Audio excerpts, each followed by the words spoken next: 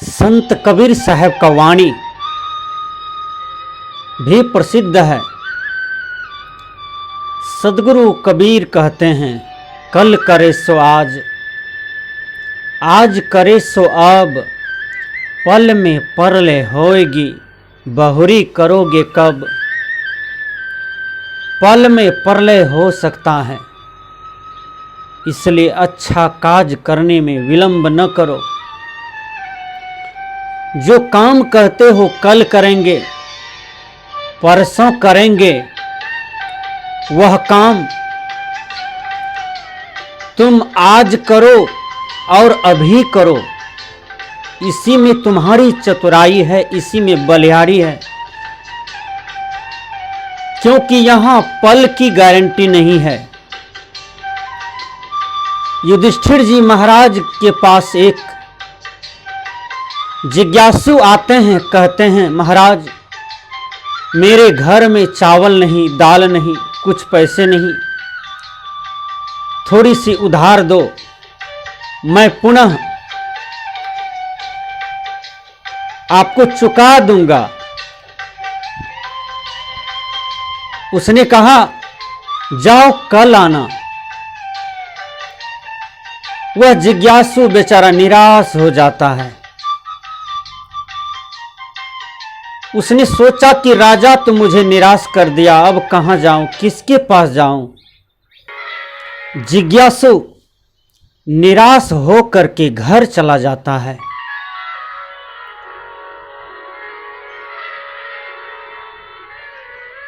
भीम आगे में खड़े थे। भीम ने देखा भैया वह जिज्ञासु को ठुकरा दिया, जिन्होंने चावल मांगा, दाल मांगा, कुछ रुपये मांगा।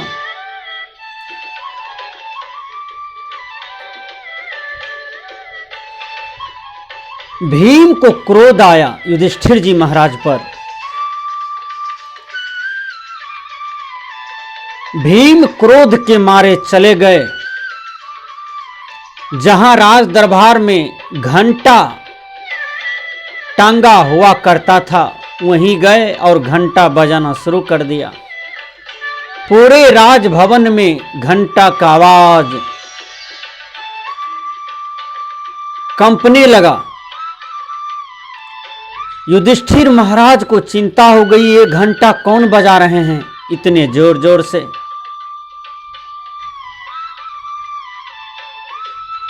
युधिष्ठिर जी महाराज अपने मंत्री को भेजते हैं कि जाओ देखो कौन बजा रहे हैं ये घंटा। मंत्री दौड़ करके आते हैं, देखते हैं कि भीम घंटा पर ताल मारे जा रहे हैं, चोट दिए जा रहे हैं। मंत्री गए महाराज को, कहते हैं महाराज आपका मझले भैया भीम घंटा बजा रहे हैं। कहा वो पागल तो नहीं हो गया, इतना घंटा में चोट मारते हैं। कहा आप चलिए, वो किसी की बात को नहीं मान रहे हैं।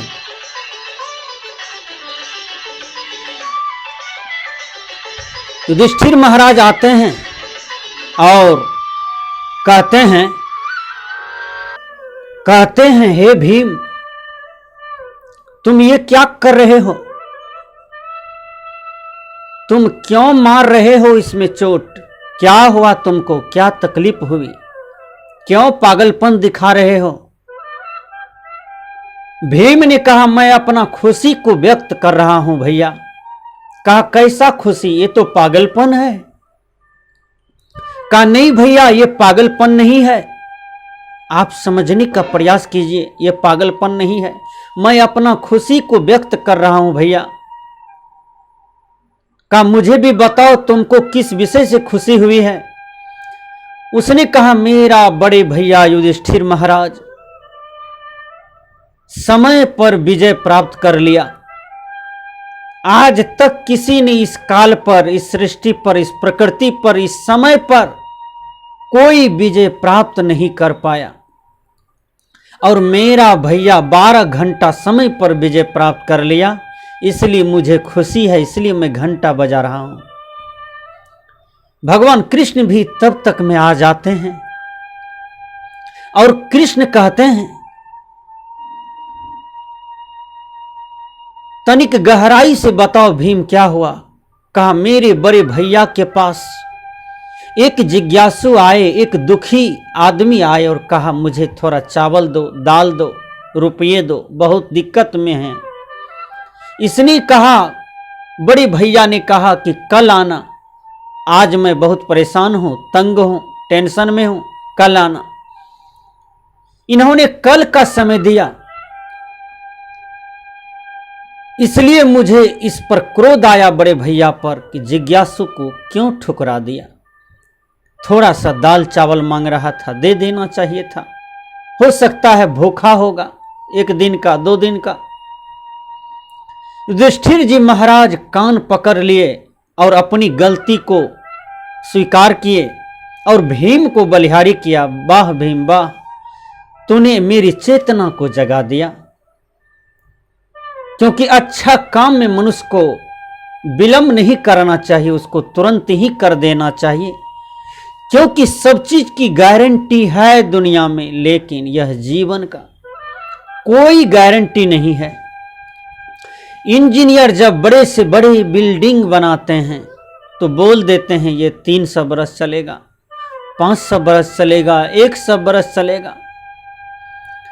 कोई भी इंजीनियर, कोई भी साइंटिस्ट कह दे कि आपका जीवन 100 बरस चलेगा, 60 बरस चलेगा, 150 बरस चलेगा।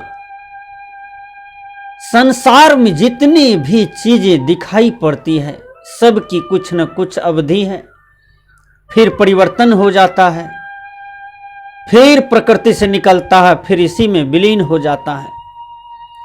उसी प्रकार ये शरीर है, ना जाने यह जीवन है, ना जाने यह कब किस समय छूट जाए, इसकी कोई गारंटी नहीं है।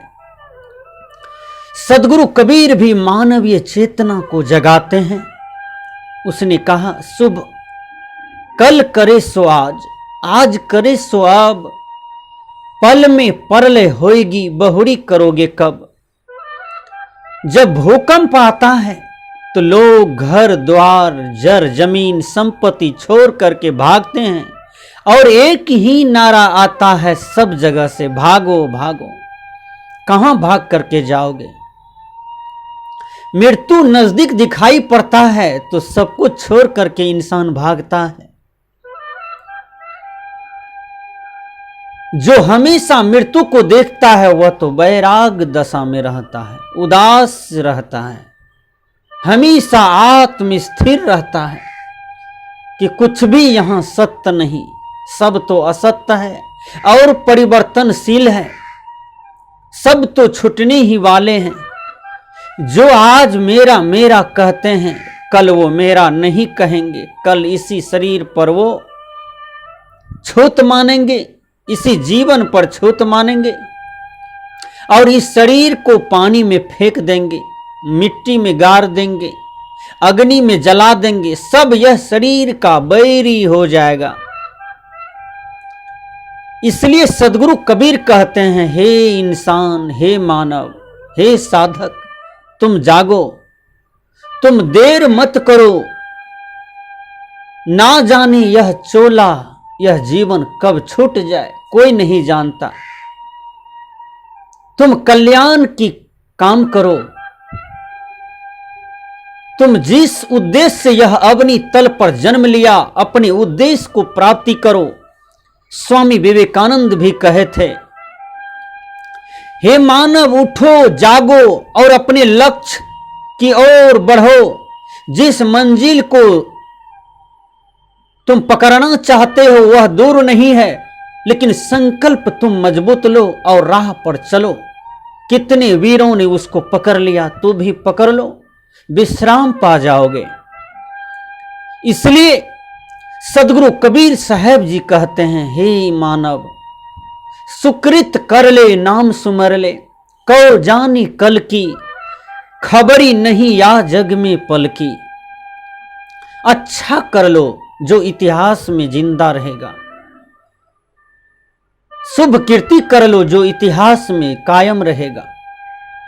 कितने यह संसार में आए और गए, सब मिट्टी में सड़ गए, लेकिन आज भी जीवित, आज तक भी जीवित हैं। ऐसे महामानव का थोड़ा सा नाम बता देता हूं। वो है राम, कृष्ण, बुद्ध, कबीर, पलटू, ईसा, मोहम्मद, मीरा, सबड़ी, सहजोबाई, मीराबाई, महात्मा गांधी। ये महामानव, ये शांति के अग्रदूत, आत्मस्थिर पुरुष, समाधिस्थ पुरुष आज तक संसार में अमर है और आगे भी रहेंगे, क्योंकि यह तो समाज का प्रेरणा का स्रोत बना, पथ प्रदर्शक बना। इसलिए हे महामानव, हे साधक, तू भी इसी महापुरुष के अनुसार चलो जैसे ये महापुरुष चले हैं। इन्हीं के रास्ते का अनुसरण करते करते अपनी नैया को पार कर लो, ये जीवन रूपी नैया को संभालो। कबीर साहब जी कहते हैं, हे हजूर ठार कहतु हैं, अब ते संभर और संभार। मैं खड़ा होकर के विनती करके कहता हूं कि अपने बहुमूल्य जीवन को संभालो और दूसरों को भी संभालने का प्रयास करो। बहुत कीमती है तुम्हारा जीवन। बड़ी भाग मानुष तन पावा, सुर दुर्लभ सद्ग्रंथ ही गावा। यह शरीर की कामना, यह शरीर की बहुमूल्यता का विशेषता संत महापुरुष भी दिलाते हैं, दिखाते हैं। कहते हैं कि जिस शरीर को तुम पाए हो, या इसके लिए तो देवता भी ललायित हैं। इसलिए कल्याणकारी काम करो, इसी में तुम्हारी बलिहारी है।